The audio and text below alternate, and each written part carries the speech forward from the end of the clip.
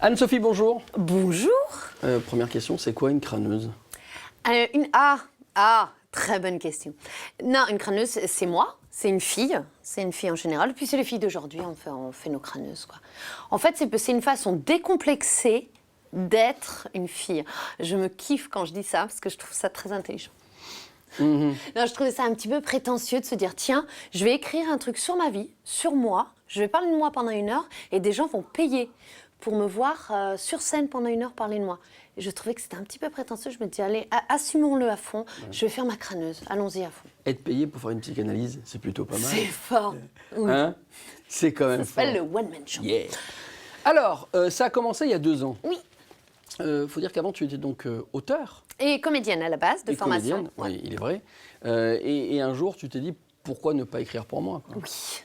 Et pourquoi ne pas jouer mon propre woman show? One Woman Show, exactement. En fait, la dernière expérience que j'avais eue, j'avais écrit une pièce, 5 personnages, et qui était impossible à monter et à jouer, parce que 5, c'était invendable. Donc, je me suis dit... T'es pas une businesswoman, alors? Alors, pas du tout. Non, on dirait, hein, parce que j'ai le physique. Mais non, je me suis dit, tiens, je vais le faire toute seule, comme ça je dépends de personne. Je fais mon truc dans mon coin, à mon rythme. Et puis voilà, si ça marche, ça sera grâce à moi. Et si ça marche pas, ça sera à cause de moi. Et voilà, je devrais rien à personne. Et puis voilà. Je me trompe ou pas si je dis que 2 ans, c'est quand même vachement rapide? C'est court. Et 2 ans, c'est ce qui t'a permis d'être déjà sur scène, Ouais. c'est ce qui t'a permis d'être à la télé, à la radio, on en parlera plus tard, écrire un livre, on en reparlera aussi plus tard. Donc je trouve que ça va quand même vachement vite. Mais t'es toute seule, vraiment toute seule, ou il y a des copains, des amis, des gens autour qui te conseillent un peu? Alors, qui me conseille, oui. Après, moi, je suis vraiment toute seule dans la création. J'écris toute seule, je me mets en scène pour l'instant. Voilà, je fais vraiment mon truc à moi. Mais heureusement, j'ai plein de copains qui me servent de 3e œil, comme on dit, qui vont m'orienter, qui vont me soutenir et tout. Ah ouais, j'ai une bonne bande de copines, hein, qu'on appelle communément les connasses. Dans les Connasses Comedy Club, donc Christine Bérou, Nadia Rose, Bérangère Krief, et qui me soutiennent et qui m'aident, quoi. Parce que je suis quand même une fille de troupe avant tout. Je suis une comédienne de troupe, même si je fais du one-man show, j'aime être avec des gens, quoi. Donc, quitte à être avec des gens, autant être avec les meilleurs. Je vous kiffe. Le spectacle, Oui. c'était une galerie de personnages? Non, pas du tout. C'est un personnage qui serait moi, mais en pire. Voilà, donc j'ai écrit en fait ce qui m'est arrivé dans la vie, ce à quoi je pense, ce que m'ont dit mes copines, ma mère, mon ex. Je le dis comme ça, les gens comprennent que je suis célibataire. Ouais. Sous texte. Tu nous donneras ton 06 pour... Complètement. Allez. Et voilà, donc c'est moi sur scène, je parle de moi, mais en fait, bien sûr, je parle du public. Les gens se reconnaissent, en fait, c'est le but pour moi, c'est que les gens se reconnaissent et que ça les fasse marrer, quoi. Je voudrais vivre un moment dramatique, là, maintenant. Oui. Tu as été victime d'un hold-up, en fait. Tu étais au mauvais endroit, au mauvais moment. Ça fait partie du spectacle. Oui. J'aimerais le vivre là maintenant. Bon, en fait, je l'ai rajouté il n'y a pas longtemps parce que ça m'est arrivé il y a 1 an et demi, mais ça fait un moment que ça travaille et je l'ai rajouté la semaine dernière, ce texte que j'ai écrit comme ça, parce que c'est quelque chose qui t'arrive d'extraordinaire dans la vie, qui peut sembler dramatique et en fait que j'ai surkiffé. Parce que c'était comme dans les films américains. Et en fait, ce qui se passe dans ta tête à ce moment-là, c'est surréaliste. C'est-à-dire que moi, je me suis pris pour Jack Bauer. J'étais allongée sur le sol, il y avait un mec avec une arme, vraiment, c'était dans un Franprix. Et moi, je repérais les conduits d'aération, au cas où, tu vois. Ouais. J'aurais tenté un truc, alors que pas du tout. Mais dans ta tête, il se passe plein de trucs. J'avais un porte-monnaie, je l'ai fait glisser sous un pack de coca pour pas qu'on se le pique. Ah bah j'avais 22 €, un ticket restaurant, ça m'aurait fait chier quand même, tu vois, hein, ça serait dommage. Donc ouais, il se passe des trucs incroyables dans ta tête et je me suis dit, il faut que je le raconte, quoi. Et même, j'ai presque enlevé des choses parce que c'était pas crédible. D'accord. Il se passe vraiment des trucs dans ta tête. Et c'est toutes ces petites choses que je raconte dans mon spectacle qui me sont vraiment arrivées, mais que j'exagère parce qu'en fait, je crois qu'elles sont arrivées à tout le monde, quoi. Et que c'est drôle d'en rire. On te regarde faire la crâneuse? On m'admire par la crâneuse. Alors admirons madame.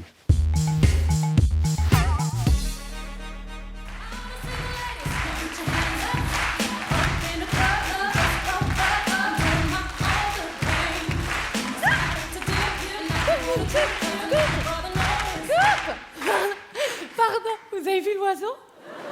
Énorme ou pas? J'ai fait que... Oh, j'adore. Ça va, je fais ce que je peux. Attendez, personne n'est parfait. Hein. Si, en même temps, je dis une connerie parce que ça existe, les gens parfaits. Alors, j'en vois pas là tout de suite, hein. Mais je sais que ça existe. Et souvent, tu les détestes, ces gens d'ailleurs. Enfin, moi, je les déteste. Mon frère et sa femme, par exemple. Oui, parce que ma belle-sœur, Clotilde, déjà. Bref. Est ce qu'on appelle communément la femme parfaite. Il y a des gens comme ça. On dirait qu'ils existent juste pour te rappeler à quel point ta vie est de la merde. Et quand tu leur parles, tu as toi-même l'impression d'être une merde.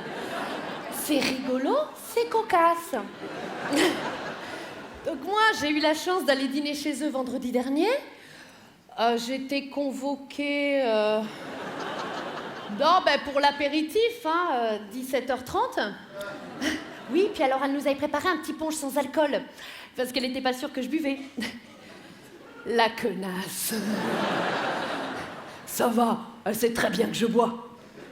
Tout le monde sait très bien que je bois. Ah oui. Oh, puis elle nous avait préparé aussi des petites mignardises. Mais vraiment petites. Qu'est-ce que c'est, ça, Clotilde? Donc ça, c'est une petite quiche. Merci. Et ça? Ça, c'est une petite pizza. D'accord, c'est mignon. Et ça, c'est quoi? C'est une miette, ça, pardon. Excuse. Attends pour moi. Attention, Anne-Sophie, tu vas te couper l'appétit. Ça risque rien. Non, puis alors à table, c'était pire, parce qu'elle avait sorti le service. Ça va, c'est joli, mais chez moi, j'ai pas deux verres pareils. Chez moi, tu dois choisir entre Goldorak et Boulet Bill. C'est une vanne qui a cartonné à Dijon. C'est... Je sais pas. Non, je suis pas sûre. J'hésite encore. Alors, Anne Soso, raconte-nous un peu comment vont les amours. Alors déjà, tu m'appelles Anne Soso encore une fois. Je te casse un bras. Vraiment. Et ensuite, pourquoi ils se sentent obligés de poser cette question? Comment vont les amours?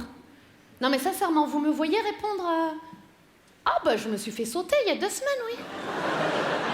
Je t'avais pas raconté. Comment il s'appelle déjà? Mais... Non, je plaisante, Clotilde. Bien sûr, je déconne là. Oui, tu plaisantes beaucoup, Anne-Sophie, mais... Tu sais, il ne faut pas avoir peur de l'amour. L'amour, c'est simple. L'amour, c'est 2 êtres qui regardent dans la même direction.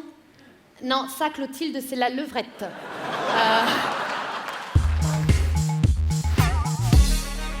Pas si crâneuse que ça, en fait.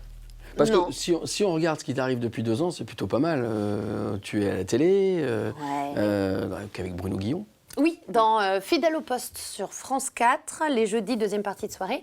Et en fait, c'est un comedy game avec d'autres humoristes et on rigole, c'est une grosse cour de récré.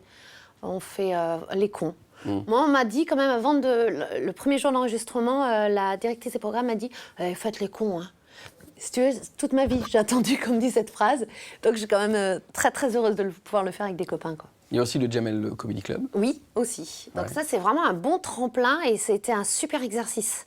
C'est très calibré, c'est très à l'américaine parce que c'était sur Canal+, il fallait faire 5 minutes, pas plus. C'est en mode stand-up, devant un public éclairé, etc. Blablabla. Pas éclairé, vraiment éclairé, dans le jour. C'est éclairé, ça ne veut rien dire. Éclairé, qui s'y connaît en plus. Hein. Le public averti. Oui, oui. Non, mais en plus, c'est vrai que toute cette nouvelle génération, ils ont les codes, ils ont les codes du stand-up, ils se font plus chier avec des intros. Moi, je me mettais mon intro, petite, tu vois, des petits liens entre... Non, eux, ils passent d'un sujet à un autre, ils s'en foutent. C'est freestyle, mais c'est vraiment une école particulière et c'était super intéressant de le faire. Ouais. À t'écouter, c'est que du bonheur depuis 2 ans. Non, c'est d'une violence extrême. Moi, je conseille à personne de faire ce métier. C'est horrible. Voilà. Non, je vous jure, c'est à devenir schizophrène parce qu'il y a un moment où c'est fantastique et de l'autre côté, c'est très, très violent parce que c'est toi qui es sur scène. C'est toi qui écris et quand on n'aime pas, c'est toi qu'on n'aime pas. Tu peux sortir de scène en pleurant, c'est une catastrophe.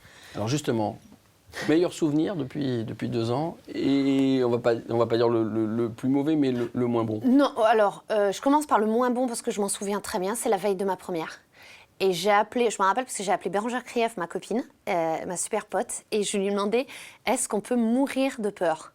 Elle me fait, non, Anne-Sophie, personne n'est jamais mort de peur. J'ai vomi, je tiens à le préciser, j'ai vomi.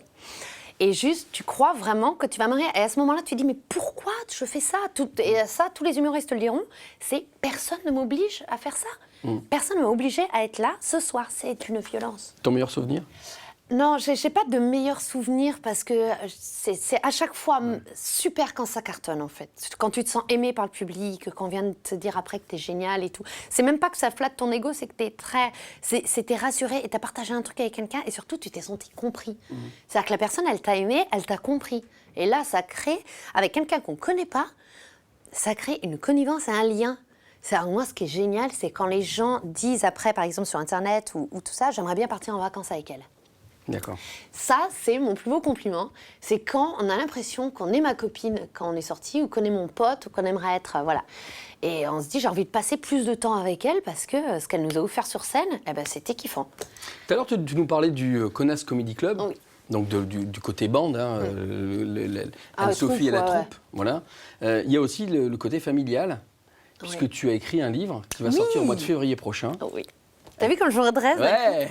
Oui, parce que j'en suis super fière et surtout parce que je l'ai écrit avec ma sœur jumelle. Ouais. J'ai une sœur jumelle, donc c'est la même que moi, avec, ou je suis la même qu'elle, avec la même taille, la même voix et tout. Bien. Ça fait beaucoup de bruit, beaucoup de grands bras d'un coup comme ça. Et on a écrit un livre toutes les deux. Marie-Aldine, donc ma sœur est journaliste. Moi, je suis humoriste. On a fait un mélange des deux et ça s'appelle « La femme parfaite est une connasse ». Voilà, c'est un livre rigolo, décomplexant. On appelle ça, en fait, c'est un manuel de la femme imparfaite, tu vois. Ils appellent ça, l'éditeur, c'est quoi ? Oui, à l'usage des femmes normales, voilà. C'est un guide à l'usage des femmes normales. Donc en février, Ouais. pour la Saint-Valentin. Pour la Saint-Valentin, très bonne idée cadeau. Plaisir d'offrir, je veux le recevoir. Alors, merci beaucoup de nous avoir fait aimer les connasses et les crâneuses. Oui, c'est moi. Et à très vite. Oui.